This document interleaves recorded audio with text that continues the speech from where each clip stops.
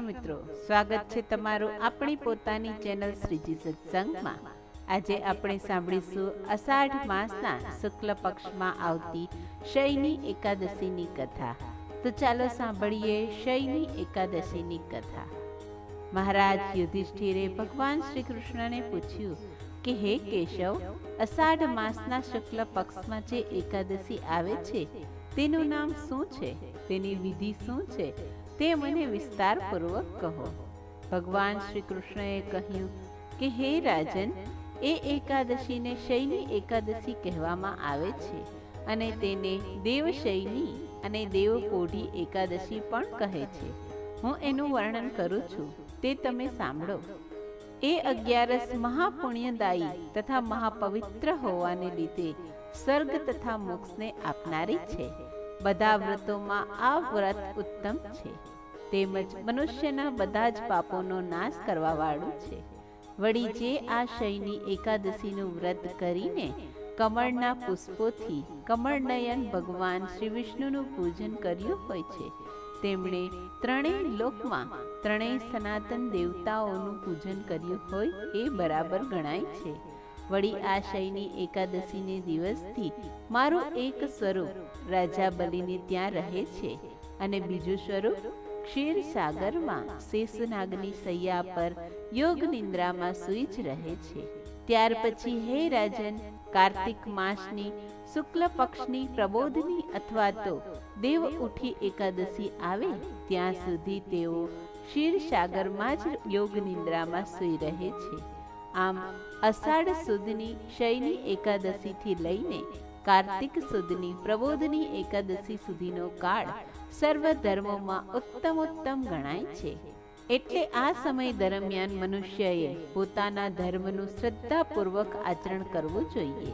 વળી આ સમય દરમિયાન મનુષ્ય કોઈ પણ વ્રત ખરા મનથી કરે છે તે પાવન થઈ જાય છે અને તે પરમ શ્રેષ્ઠ ગતિને પામે છે, એમાં જરા પણ સંશય નથી।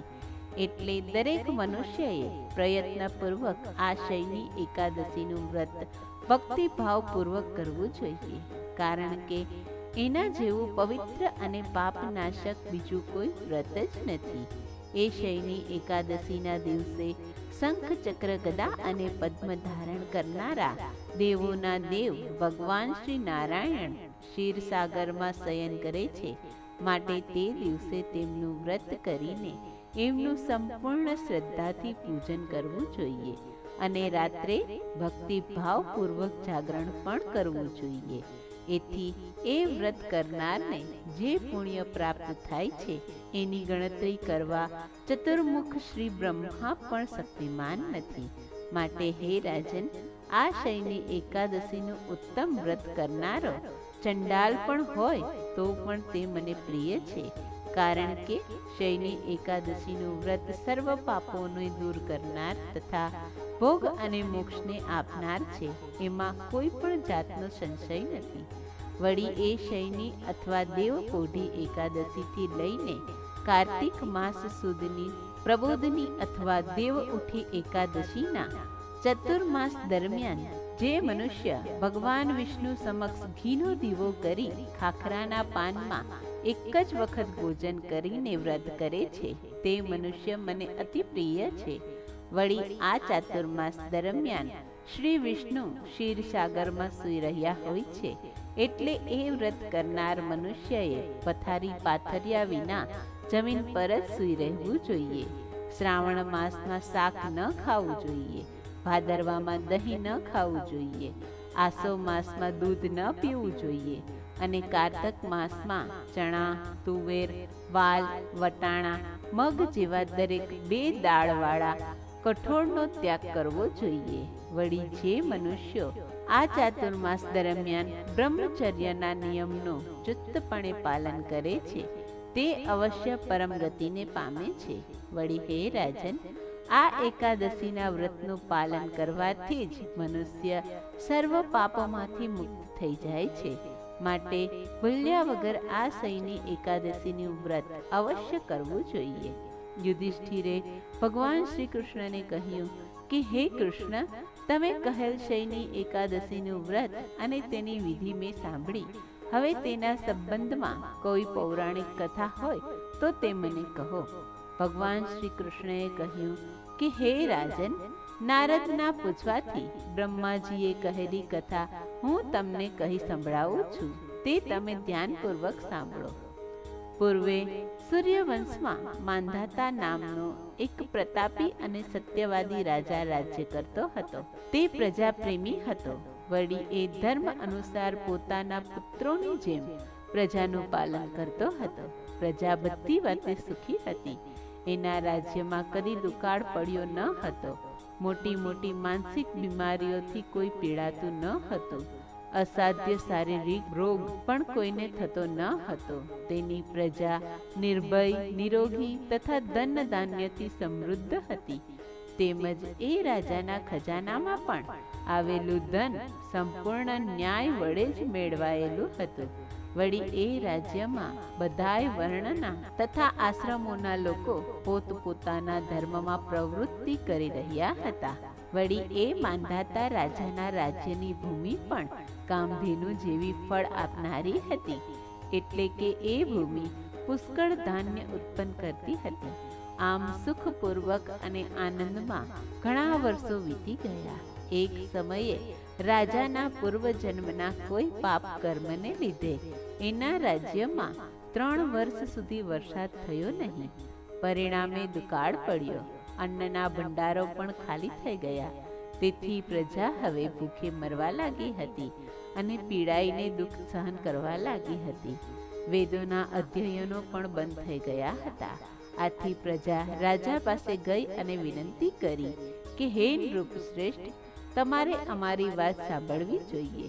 પુરાણોમાં પંડિતોએ કહ્યું છે કે વરુણદેવ કૃપા કરીને મેઘવૃષ્ટિ કરે છે અને એ વરસાદથી અનાજ ઉત્પન્ન થાય છે અને અનાજથી જ પ્રજાના જીવન ટકી રહે છે. પરંતુ છેલ્લા 3 વર્ષ થયા વરસાદ થયો નથી. વરસાદ ન થવાથી અન્ન પાકતું નથી. અન્નના અભાવથી પ્રજા ભૂખથી મરણ પામે છે. માટે હે રાજા, વરસાદ થાય અને પ્રજા જીવે એવો કોઈ ઉપાય કરો. આ સાંભળી રાજાએ કહ્યું, હે મારા વહાલા પ્રજાજનો, તમારું કહેવું સાચું છે. કારણ કે અન્નને બ્રહ્મા કહેવામાં આવ્યા છે. અન્નને કારણે જ બધું ટકી રહે છે. અન્નથી જ પ્રાણી પદાર્થ ઉત્પન્ન થાય છે અને અન્નના લીધે જ જગત જીવન ધારણ કરે છે. લોકોને મોઢે આવું સાંભળવામાં આવે છે.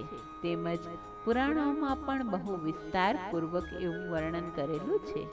વળી એવું પણ કહેવાય છે કે રાજાના દુરાચારથી, અધર્મથી અને તેના અત્યાચારથી પણ વરસાદ થતો નથી. એથી મારો જ કોઈ દોષ હોવો જોઈએ. એ સિવાય મારી પ્રજા આવું દુઃખ પામે નહીં. આ બાબતમાં હું ઘણા જ વિચારો કરું છું, પરંતુ મેં શું દોષ કર્યો છે એ મને સમજાતું નથી.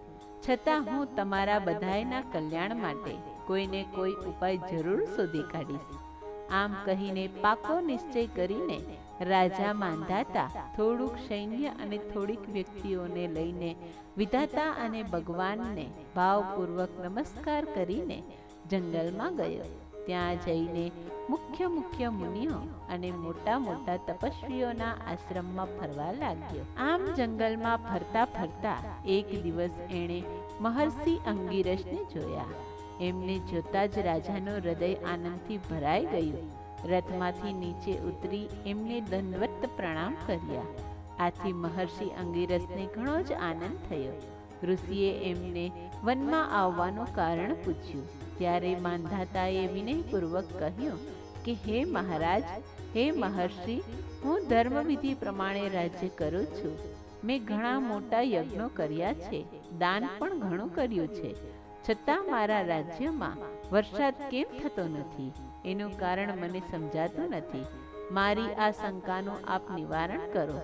તેમજ મને કોઈ એવો ઉપાય બતાવો કે જેથી કરીને વરસાદ થાય અને મારી પ્રજા સુખી થાય.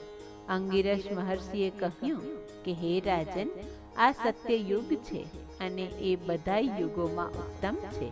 તેથી આ યુગમાં લોકો બ્રહ્મચર્યના વ્રતનું પાલન કરનારા, પરમેશ્વર પરાયણ તથા વેદોના અધ્યયનમાં તત્પર રહેનારા હોય છે. અને આ યુગમાં ધર્મ પણ સત્ય, દયા, અહિંસા અને દાન આ 4 વિભાગો વાળો હોય પરિપૂર્ણ છે. તેમજ આ યુગમાં કેવળ બ્રાહ્મણો જ તપસ્વી હોવા જોઈએ. પરંતુ હે રાજન, તમારા રાજ્યમાં એક શુદ્ર તપ કરી રહ્યો છે. એ અધર્મને કારણે તમારા દેશમાં વરસાદ વરસતો નથી. માટે એ શુદ્રનો નાશ કરવાનો પ્રયત્ન કરો, જેથી અધર્મનો દોષ શાંત થશે. રાજા માંધાતાએ કહ્યું કે હે મુનિવર, એક તો એ શુદ્ર તપસ્યા કરી રહ્યો છે અને બીજું તે નિરપરાધી છે, તેથી હું એનું અનિષ્ટ પણ નહીં કરી શકું. એ સિવાયના કોઈ ધર્મના દોષને શાંત કરવા માટે કોઈ ઉપાય હોય તો મને આપ જણાવો, જેથી આ અનાવૃષ્ટિનું ઉપદ્રવ નાશ પામે અને મારી પ્રજા સુખી થાય. રાજાની ટેક જોઈને મહર્ષિને કહ્યું કે હે રાજન, હું તમારી ન્યાયપ્રિયતાની કસોટી કરવા ઈચ્છતો હતો. તમારા જવાબથી હું પ્રસન્ન થયો. તમે તમારા પ્રજાજનોમાં કોઈ ભેદ કરતા નથી. હવે તમે અને તમારી પ્રજા અષાઢ મહિનાની શુક્લ પક્ષની શયની એકાદશીનું વ્રત કરો. એનાથી બધા ઉપદ્રવો શાંત થાય છે, સર્વ સિદ્ધિઓ પ્રાપ્ત થાય છે અને એના વ્રતના પ્રભાવથી વરસાદ થશે. ધન ધાન્યના ભંડારો ભરપૂર રહેશે. આથી રાજાને ઘણો જ આનંદ થયો. ઋષિને પ્રણામ કરીને પોતાની સાથે આવેલી વ્યક્તિઓ તેમજ સૈન્યોની સાથે તે પોતાની રાજધાનીમાં આવ્યો. અષાઢ મહિનાની શયની એકાદશીના 2 દિવસ પહેલા રાજાએ નગરમાં ઢંઢેરો પીટાવ્યો અને દરેક પ્રજાજનોને જાણ કરી કે સૌએ શયની એકાદશીનું વ્રત કરવું. રાજા સહિત સૌએ વિધિપૂર્વક આ વ્રત કર્યું. ભગવાન વિષ્ણુની પૂજા કરી, ઉપવાસ કર્યા અને રાત્રે ધૂન, ભજન, કીર્તન સહિત જાગરણ પણ કર્યું. એ વ્રતના પ્રભાવથી એ વર્ષે ખૂબ જ સારો વરસાદ થયો. ધરતી પાણીથી તરબોળ થઈ ગઈ. ખેતરો હર્યા ભર્યા અને ધાનથી સુશોભિત થઈ ગયા. પ્રજા સુખી થઈ ગઈ. ભગવાન શ્રી કૃષ્ણએ કહ્યું કે હે યુધિષ્ઠિર, તમારે પણ આ શયની એકાદશીનું વ્રત અવશ્ય કરવું જોઈએ. વળી મોક્ષની ઈચ્છાવાળાઓએ પણ આ વ્રત ભક્તિભાવપૂર્વક કરવું જોઈએ. વળી એ એકાદશીને દિવસે પાણીથી ભરેલા ઘડાને વસ્ત્રથી ઢાંકીને દહીં અને ચોખાની સાથે બ્રાહ્મણને દાનમાં આપવા જોઈએ. સાથે છત્રી અને પગરખા પણ આપવા જોઈએ. દાન આપતી વખતે આ મંત્રનું ઉચ્ચારણ કરવું: નમો નમસ્તે ગોવિંદ ભૂતશ્રવણ શંનક અધોદશં ક્ષયં કૃત્વા સર્વસૌખ્યપ્રદો ભવ ભુક્તિ મુક્તિ પ્રદશ્ચૈવ લોકાના સુખદાયકઃ. અર્થાત, હે બુદ્ધ શ્રવણ નામ ધારણ કરવા વાળા ભગવાન ગોવિંદ, આપને નમસ્કાર હો, નમસ્કાર હો. મારા સઘળા પાપોનો નાશ કરીને આપ મને સર્વ પ્રકારના સુખ આપો. તમે ભક્તજનોને ભોગ અને મોક્ષ આપનારા છો, તેમજ સુખદાયક છો. હે રાજન, જે મનુષ્ય આ શયની એકાદશીની શ્રેષ્ઠ કથાને પાપો દૂર કરનારી સમજી પોતે સાંભળે છે તેમજ બીજાને સંભળાવે છે, તે મનુષ્ય પણ અશ્વમેઘ યજ્ઞ કર્યાનું ફળ મેળવે છે. અતઃ શ્રી સ્કંદ પુરાણે આષાઢ માસ શુક્લ પક્ષ શયની એકાદશી વ્રત કથા સંપૂર્ણમ. જય શ્રી કૃષ્ણ મિત્રો, આપણી આ ચેનલને લાઈક, શેર અને સબસ્ક્રાઇબ કરવાનું ચૂકશો નહીં. જય શ્રી કૃષ્ણ.